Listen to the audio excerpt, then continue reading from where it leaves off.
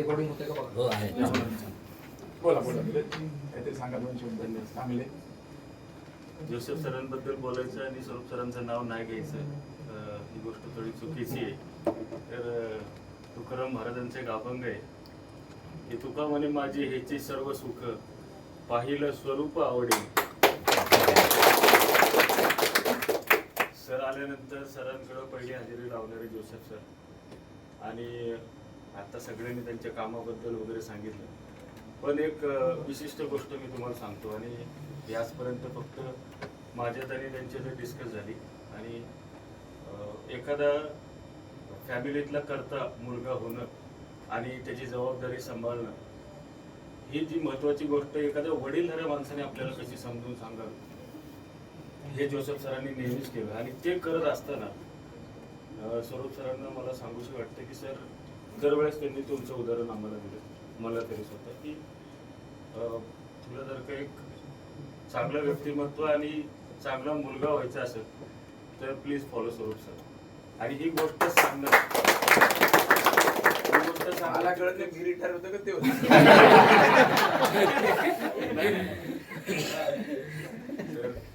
बरं sorry sir.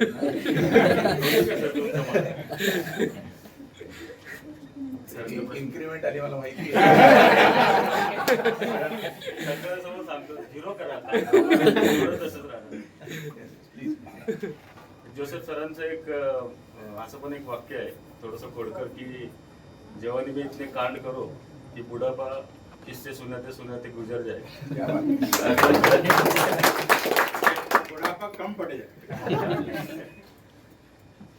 Joseph सरांसारखा तरुण तुर्क माणूस आज आपल्यातून निवृत्त होतोय. सगळ्यांसाठी त्या माणसाने जे मार्गदर्शन आजपर्यंत केलेलं आहे, सगळ्यांना जी मदत केलेली आहे त्याचे सगळ्यांच्या तर्फे मी त्यांचे आभार मानतो.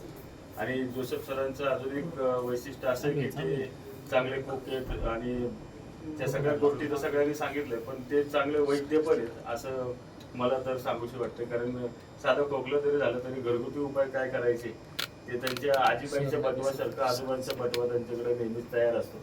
काही ना काय प्रत्येकाला चहा पिताना किंवा जेवताना काही ना काही एक वस्तू खायला घालणं आणि एक घरातला वडीलधारा माणूस ज्या पद्धतीने आपल्या नातवंडांची आपल्या मुलांची काळजी घेतो त्या पद्धतीने आजपर्यंत जोसेफ सरांनी काळजी घेतली. आता ते निवृत्त होत आहेत पण ते शांत बसणार नाही एवढं तर निश्चित आहे. काही ना काही त्यांच्याकडनं कार्य होतच राहील. आणि फक्त सगळे जसे निवृत्त झाल्यानंतर झालं ऑफिस संपलं जातं अशा पद्धतीने त्यांनी करू नये. काही अडचण असलीच किंवा काही समजा काही खायचं जरी बनवलं घरी तर बोलवा आम्हाला सगळ्यांना. आमची आठवण सदैव तुम्हाला राहील. आणि सरांच्या पुढील वाटचालीसाठी समस्त रत्नरूप परिवारातर्फे सरांना हार्दिक शुभेच्छा. तुम्हाला काही नावाचं वाटलं तरी आम्हाला थँक्यू. तुम्हाला पुरणपोळी वाटली फक्त शुभेच्छा तर वा एकच वादा.